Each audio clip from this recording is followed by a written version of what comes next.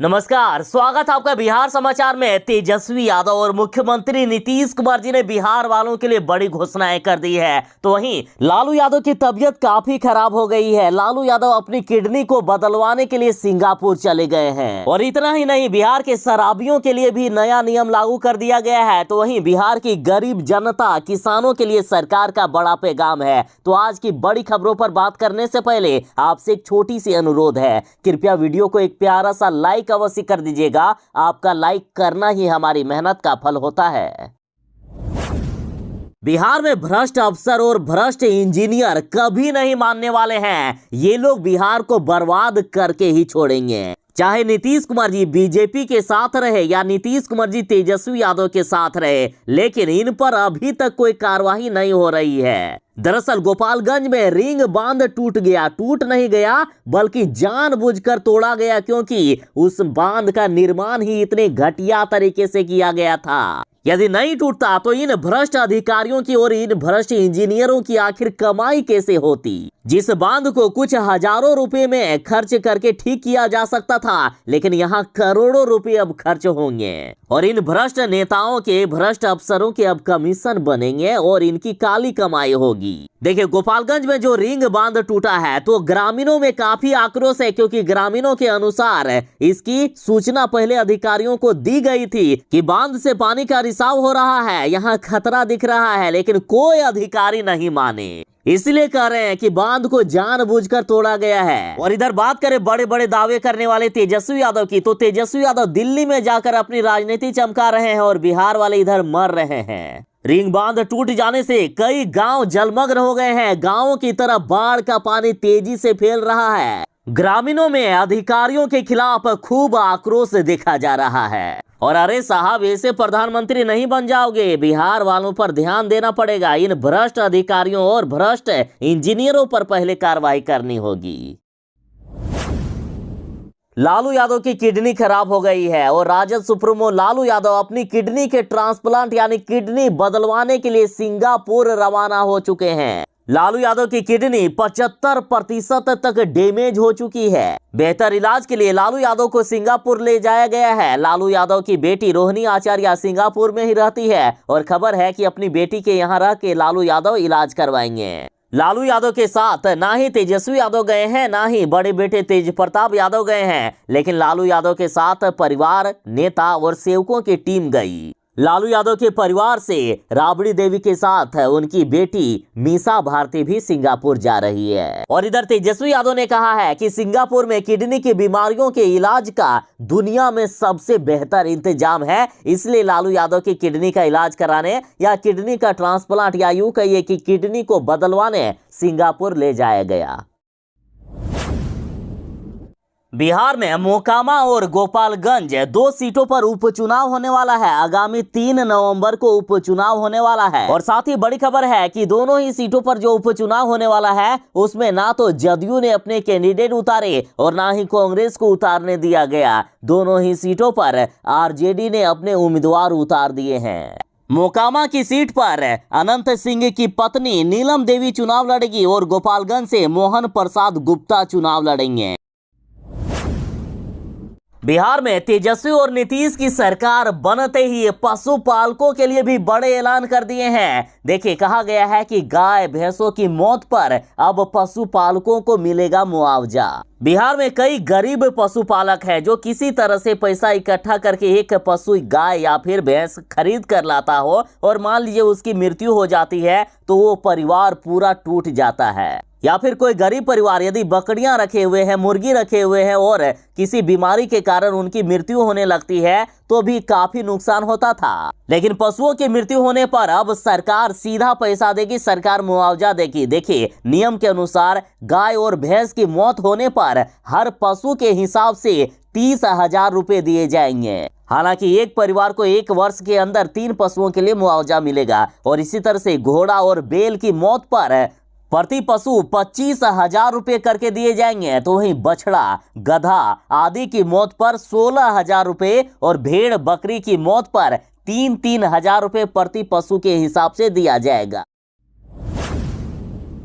बिहार में अब शराबियों की खैर नहीं। देखिए, अब तक सरकार पर आरोप लगते थे कि शराबबंदी कानून के तहत बिहार में सिर्फ गरीबों को पकड़ा जाता है, और इसकी सच्चाई बिहार के जेल भी बयां करती है। बिहार के जेलों में देखोगे तो सिर्फ आपको गरीब नजर आएंगे, एक भी नेता या बड़े लोग नजर नहीं आएंगे। लेकिन अब ऐसा नहीं होगा। अब शराब पीने वाले वीआईपी को भी पकड़ेगी विशेष टीम। चाहे शराब पीने वाले कोई नेता हो, कोई एमपी हो, कोई एमएलए हो या कोई भी बड़े अफसर हो, सभी को अब पकड़ा जाएगा, सभी को अब जेल जाना होगा। बिहार में वीआईपी शराबियों पर अब मद्य निषेध विभाग एवं उत्पाद विभाग की विशेष टीम पैनी नजर रखेगी। ऐसे ही शराबियों की जानकारी और उन्हें गिरफ्तार करने के लिए विभाग ने वीआईपी अरेस्टिंग का गठन कर लिया है।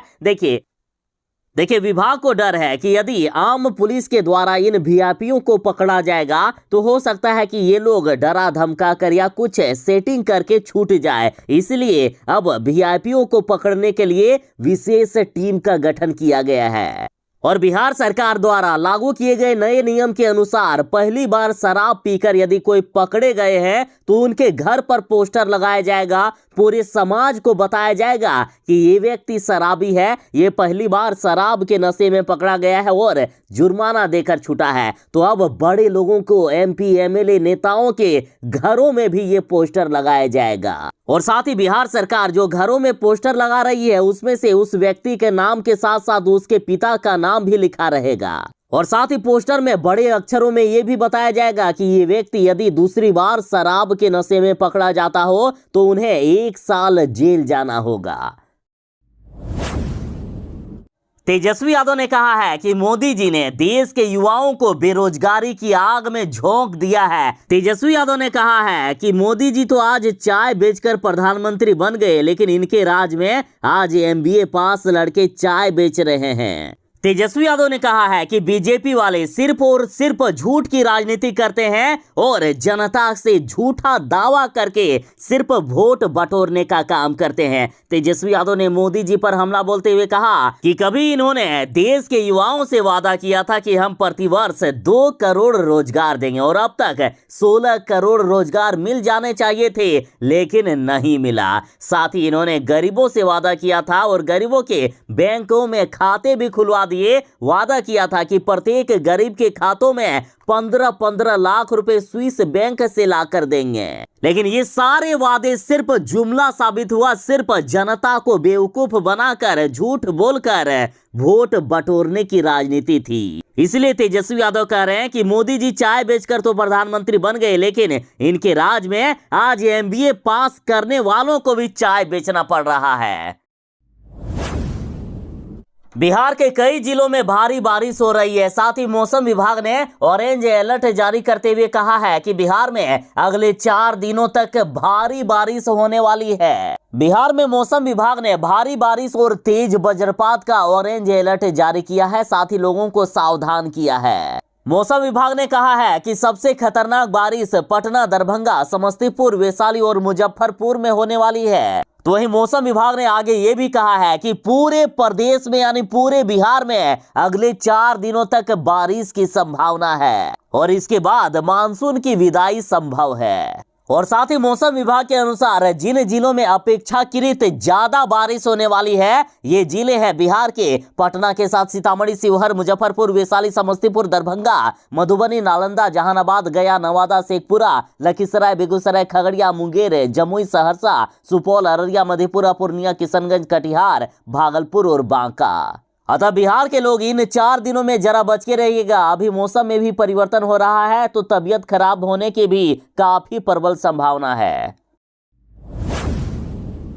बिहार के कई विभागों में सरकारी नौकरियां निकाल दी गई है। यदि पटना सिविल कोर्ट की बात करें तो पटना सिविल कोर्ट में 7,692 पदों पर बम्पर बहाली निकली है। बता दें कि बिहार पटना सिविल कोर्ट भर्ती के तहत क्लर्क, स्टेनोग्राफर, कोर्ट रीडर, सह गवाही लेखक और चपरासी के 7,692 पदों पर भर्ती के लिए ऑनलाइन आवेदन मांगे गए हैं। ऑनलाइन आवेदन करने की अंतिम तारीख 20 अक्टूबर 2022 तक है। और इस बहाली में क्लर्क के 3,325 पद, स्टेनोग्राफर के 1562, कोर्ट रीडर के 1132 और चपरासी के 1632 पद शामिल हैं। योग्यता की बात करें तो क्लर्क, स्टेनोग्राफर और कोर्ट रीडर पदों के लिए स्नातक मांगा गया है और यदि कोई चपरासी के पदों पर अप्लाई करना चाहते हैं तो सिर्फ और सिर्फ 10वीं पास मांगा गया है।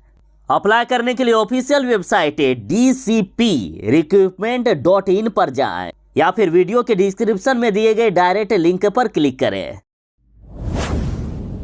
बिहार वालों के लिए बड़ी खबर है। एक तरफ जहां हर घर नल जल योजना के तहत बिहार के हर घरों में नल का जल पहुंचा दिया गया है, साथ ही सरकार ने अब बड़ा ऐलान कर दिया कि 10,000 गांवों में लगेगा 300 फीट गहरा चापाकल और इसके लिए पीएचडी विभाग ने तैयारी भी शुरू कर दी है। ऐसे गांवों का चयन होगा जहां पानी की होती है गर्मी में सबसे अधिक दिक्कत और इतना गहरा चापाकल बन जाने से 12 महीने और 24 घंटे नियमित पानी मिलेगा।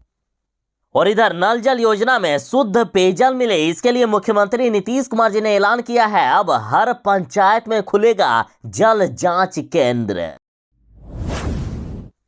मुख्यमंत्री नीतीश कुमार जी ने कहा है कि बीजेपी झगड़ा लड़ाने वाली पार्टी है। नागालैंड से लौटते ही अमित शाह और पीएम मोदी पर जमकर बरसे मुख्यमंत्री नीतीश कुमार। देखिए, लोकनायक जयप्रकाश नारायण के बहाने लालू और नीतीश पर अमित शाह ने हमला बोलते हुए कहा है कि कांग्रेस की गोद में बैठ गए हैं बिहार के सत्ताधारी। तो जवाब में मुख्यमंत्री नीतीश कुमार जी ने कहा है कि नरेंद्र मोदी और अमित शाह को क्या मालूम है, कोई जानकारी है उनको। बिहार के मुख्यमंत्री नीतीश कुमार जी ने कहा है कि देश के प्रधानमंत्री नरेंद्र मोदी और गृह मंत्री अमित शाह को ना कोई ज्ञान है और ना ही कोई जानकारी। साथ ही नीतीश कुमार ने बीजेपी को जवाब देते हुए कहा है कि याद कीजिए कि गांधी जी को कौन मारा था।